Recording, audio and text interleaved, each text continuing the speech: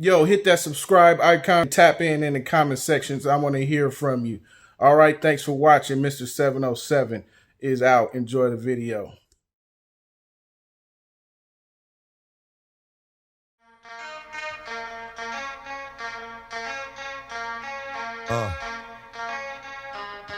Yo, what's cracking YouTube? Mr. 707 back for a vlog. Try to get me a vlog in on the Sunday, and then I might work on editing down another video, but there's not much editing involved in the vlogs. That's why I like them. You can just post a vlog, put it up. There's nothing else involved. I do all my other stuff on the back end as far as adding descriptions and making up a title and a thumbnail, putting the cards that you see, pop up the suggested videos. All that is done by me behind the scenes. It's not automatically something that's done by YouTube. So there's a lot more that goes into just filming a YouTube video that you would think there is.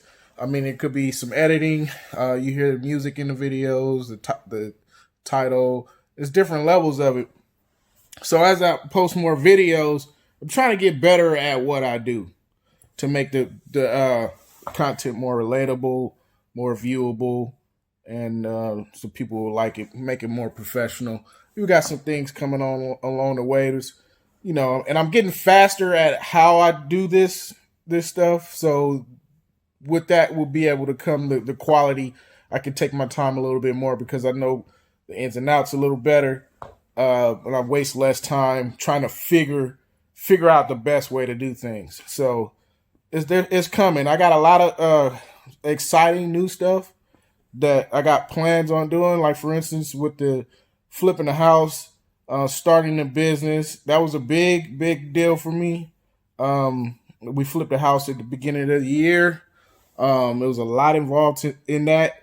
Me just doing a simple video on it wouldn't do justice. Of course, I have a lot of pictures before and after. This house was pretty tore up, and we brought it back. But a lot it went into that, in planning, and time went into that before we even got to that point. So what I plan on doing is kind of breaking down a lot of this stuff, and this can relate to a lot of people that want to start other business, not even just flipping house, or if you want to flip a house, breaking down what it is, what I did, and how I went about the process of getting to where I purchased the house. That everything that led up to that was the hard part. It was actually harder than the rehab itself, or it took more time. So me posting just one 10 or 15 minute video, that's not the plan that I want. I want to do it in maybe 3 or 4 parts, maybe 10 to 12 minute videos, with a combination of pictures and me talking like this, and from the beginning phases to the time we actually acquired the house, dealing with banks, making tons of phone calls, dealing with setting up a business, dealing with a business checking account, paying people, to the down payment. I'm going to break down all of that stuff in about probably 3 to 4 videos. And I haven't started filming any of it yet, but I have assembled a lot of the pictures, for the videos, the pictures, and I'm also kind of just formulating in my head about the format of how I'm going to do it. Haven't written anything down yet. I'm not that far into my channel, but eventually stuff like that will come. You'll see me maybe read something that's prepared instead of just going off the cuff, but sometimes I like doing that. Depends on the video. I'll probably, if I vlog like this, I'll go off the cuff. But if it's something if I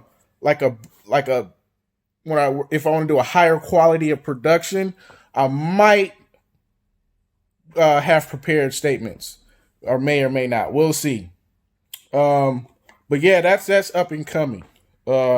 And I got a few other ideas that we'll see how it goes. But what I wanted to talk about, is my boy DMX. So there's been reports that he had a tour scheduled, a bunch of dates, and he had a lot of tickets sold, and he fell off the wagon again and went back into rehab. And that's very unfortunate.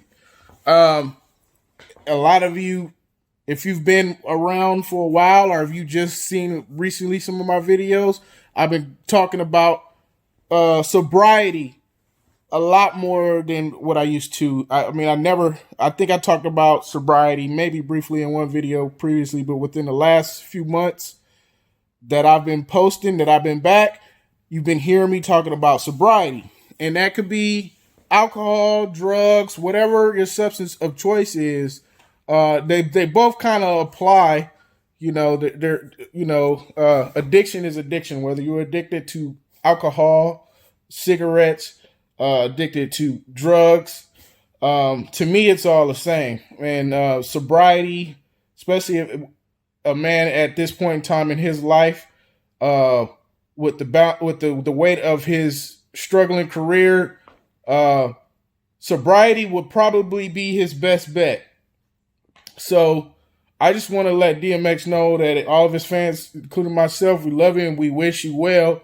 We wish that you actually get something out of this recovery and that you are able to turn over a new leaf and take your business and your career more serious, because we want to hear from you. I grew up listening to your music. Cool story is I remember when his first big hit came out in maybe I want to say 97, 98, something like that.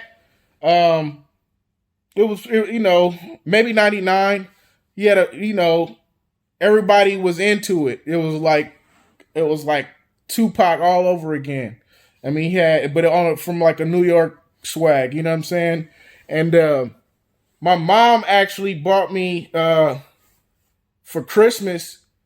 I didn't even ask for it. She bought me Tony Braxton, Flesh of My Flesh, Blood of My Blood, the DMX CD, and R. Kelly, R. She bought me that for Christmas in maybe, I want to say 98, something like that, in a boombox. That was my Christmas gift. And I played the hell out of those CDs. And Flesh of My Flesh was one of my favorite CDs, man. Like, I was banging that, because that was at a different period in my life to where I was kind of like finding myself. I went from just kind of having a hard time in school in the 9th grade to getting more serious and taking school serious and, graduating, playing football, boxing, ran a little track. So that it made me like kind of like just focus a little bit. Even though it's a rap album, it kind of like, man, it put a few things in perspective for me, because I really, Tupac, when Tupac had died, I was so young. I was just getting to really get into his music, and then he was gone.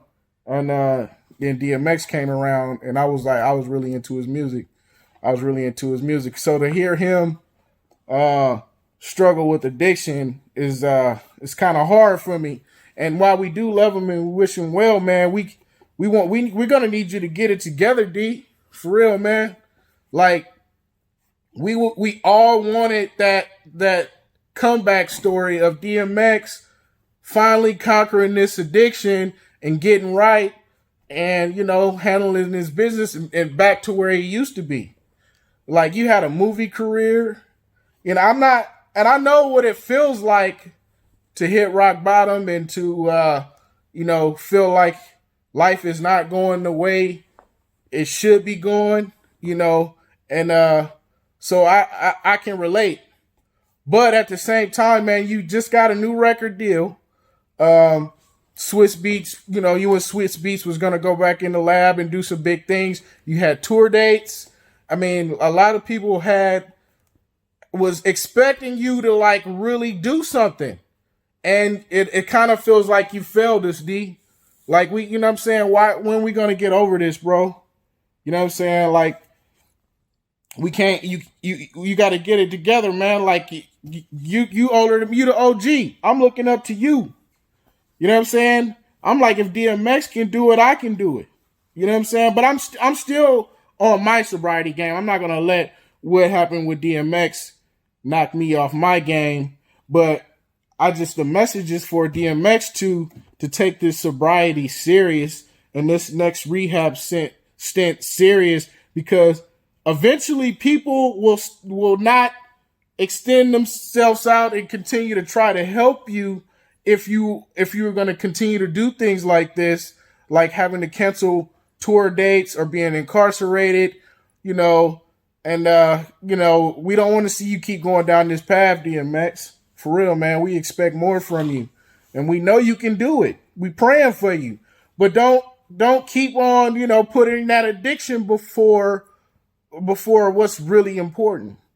You know what I'm saying? And you are a role model to a lot of people, and a lot of people are looking to you as an example of somebody who can get help for that addiction and turn their life back on the right path. That's what we need from you, DMX. And that's actually more important than your rap career.